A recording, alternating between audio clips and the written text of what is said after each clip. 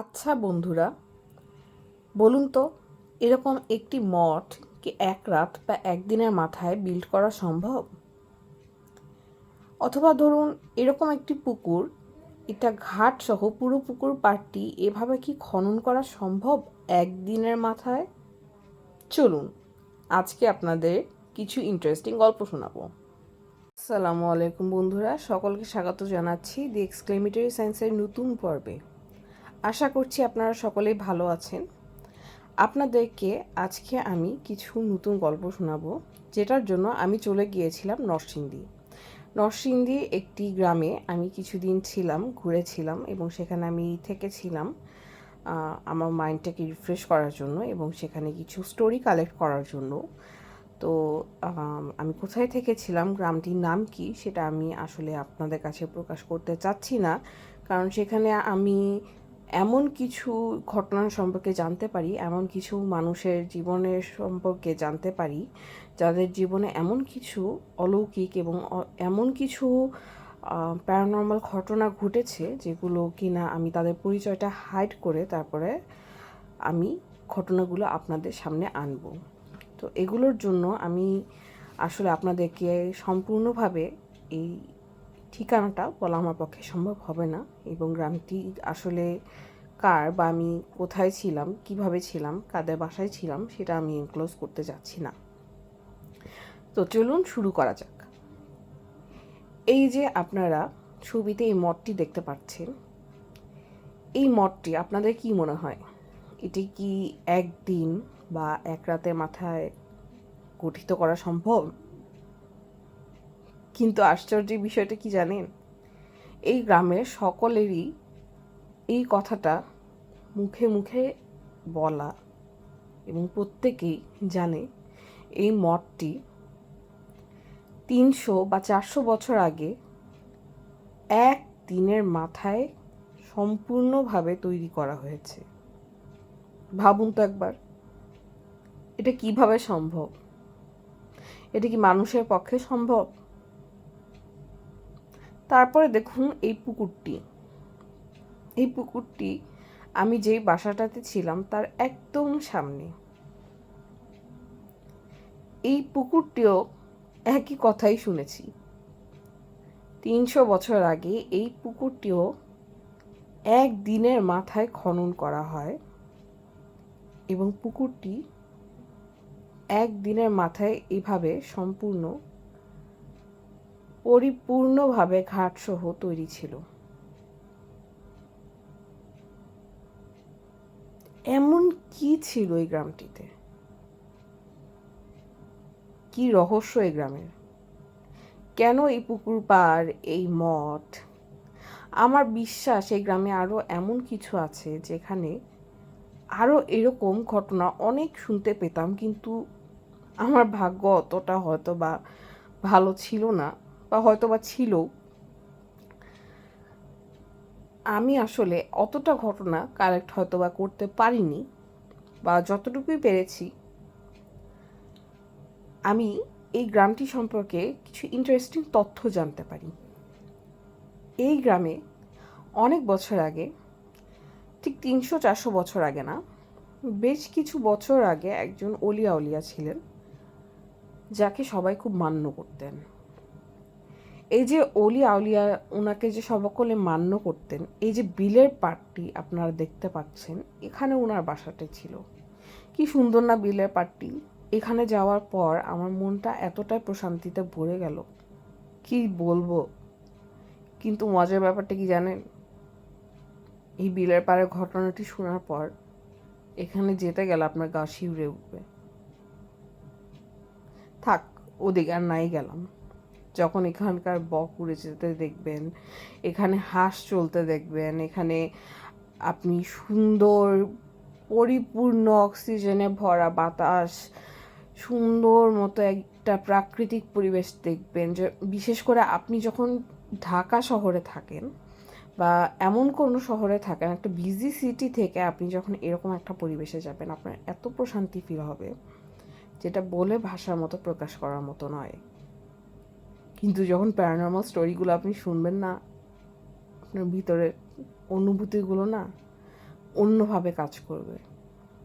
And I believe যে আমাদের দেশের প্রত্যেকটা গ্রামে, প্রত্যেকটা শহরে, প্রত্যেকটা জায়গাতেই কোথাও না কোথাও এরকম কিছু না কিছু প্যারানর্মাল এক্সপিরিয়েন্সেস আছেই। তো আমি চিন্তা করলাম কেননা এই গ্রামেরই প্যারানর্মাল এক্সপিরিয়েন্সটা আপনাদের সামনে তুলে ধরা যাক। এই যে মটের ঘটনাটি, এটা তো আপনারা শুনলেনই যে গ্রামের প্রত্যেকেরই বিশ্বাস, প্রত্যেকের মুখে মুখে এটিই চর্চা যে এটি একদিনের মাথায় গঠিত হয়। এই পুকুর পাড়টিও একদিনের মাথায় খনন করা হয়। এবং এই যে বিলের পাড়ে একজন অলিয়া উলিয়া ছিলেন, এনার মধ্যে এমন বিশেষ কী ছিল? তো এই যে আমরা জানি যে গ্রামের যে অলিয়া উলিয়া বা যারা পীর দরবেশ থাকেন, তারা কিন্তু বিশেষ ধরনের কিছু ক্ষমতা পজেস করেন। তো এই যে ক্ষমতাগুলো তাদের থাকেন, এতে তারা কি হয়, তারা ক্লেম করেন যে তাদের কাছে বিশেষ কিছু পাওয়ার থাকে। এবং এই যে অলৌকিক পাওয়ারগুলো কিসের মাধ্যমে থাকে? এক্স্যাক্টলি আপনারা যেটা ভাবছেন সেটাই, জিনের মাধ্যমে। সেই আনসিন ক্রিয়েচারটা, সে আনসিন ওয়ার্ল্ড, সে আনসিন ডাইমেনশনের ক্রিয়েচার্সগুলোকে নিয়ে তারা এ ধরনের কিছু কাজ করে থাকেন। এবং এই গ্রামের মানুষের অনেকেই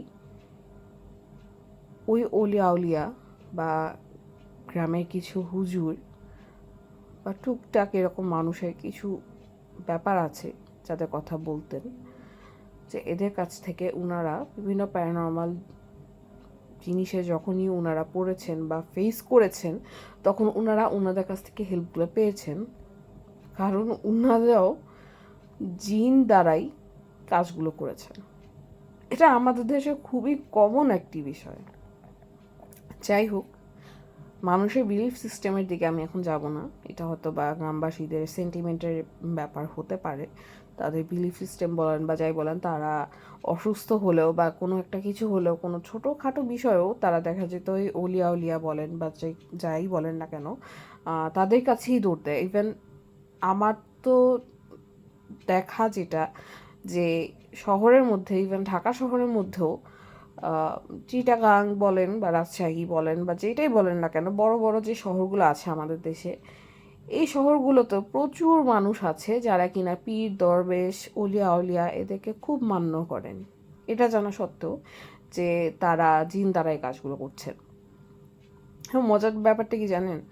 এই জিনিসগুলো না আমাদের ধর্মে একদমই অ্যালাউড না।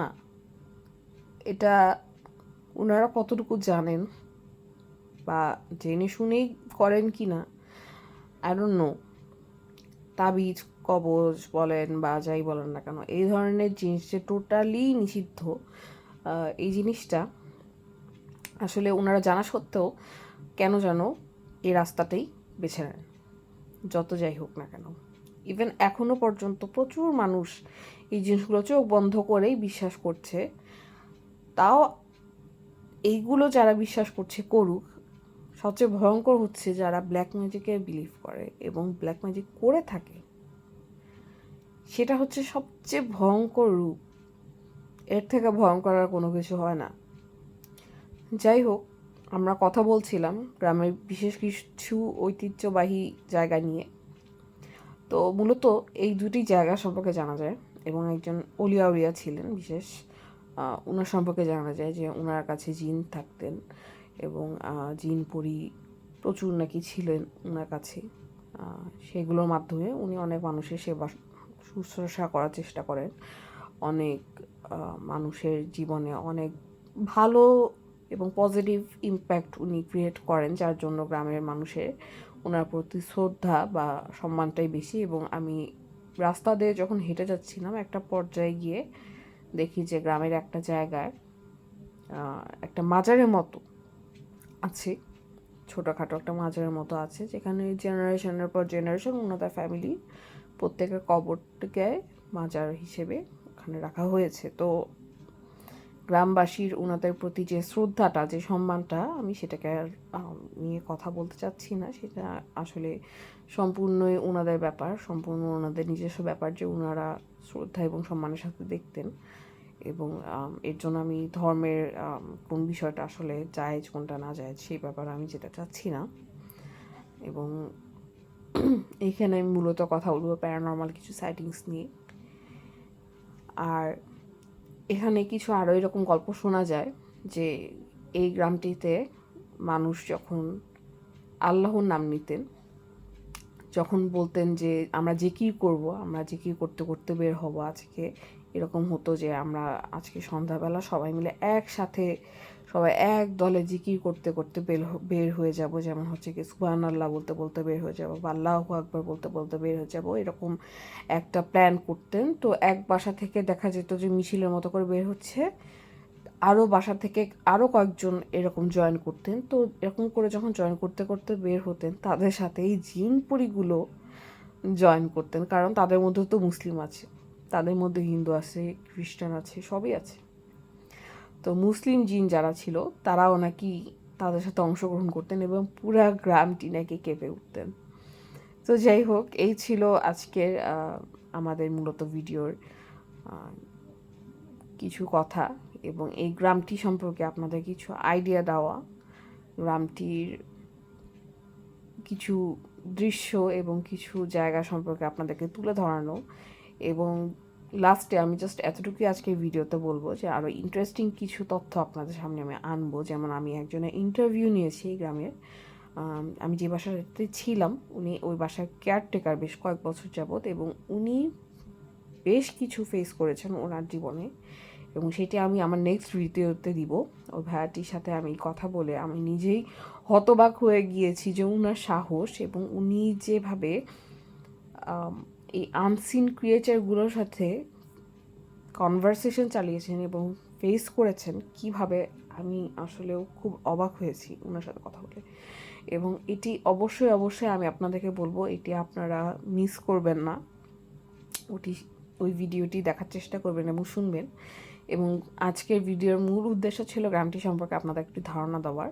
এই গ্রামটি নরসিংদীর একটি গ্রামে, এবং এখানকার কালচার, এখানকার মানুষের চিন্তা ভাবনা, এখানকার মানুষের লাইফস্টাইল সম্পর্কে, রাস্তাঘাট সম্পর্কে আপনাদেরকে একটু আইডিয়া দেওয়াটাই আজকে আমার মূল উদ্দেশ্য ছিল। আর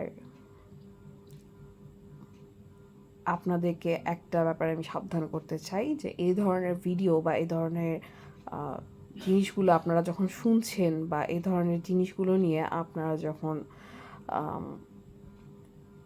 কথা বলছেন, তখন আপনারা একটু সাবধানতা অবলম্বন করবেন।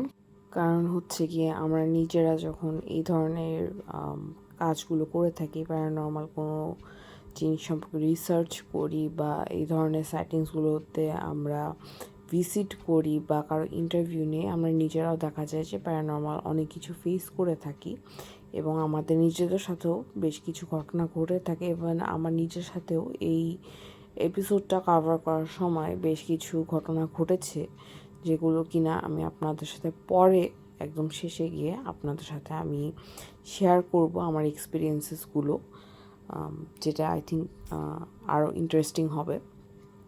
আর নেক্সট এপিসোডটা আপনারা অবশ্যই অবশ্যই দেখবেন, যেখানে হচ্ছে আমি যে বাসাটাতে ছিলাম সেখানকার কেয়ারটেকার যে ভাইয়াটি, উনি বেশ কয়েক বছর ধরে ওখানে কাজ করেন, এবং ওনার ইন্টারভিউটা আমি নিয়েছি এবং ওনার লোমহর্ষক ঘটনাগুলো জানতে পারবেন।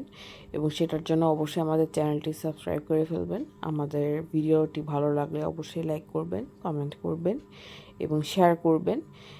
আর পরবর্তী ঘটনাগুলো জানার জন্য সাবস্ক্রাইব করে ফেলবেন। সকলকে আমাদের চ্যানেলের সাথে থাকার জন্য ধন্যবাদ, এবং thanks for staying tuned with the exclamatory signs, and stay tuned with the exclamatory signs.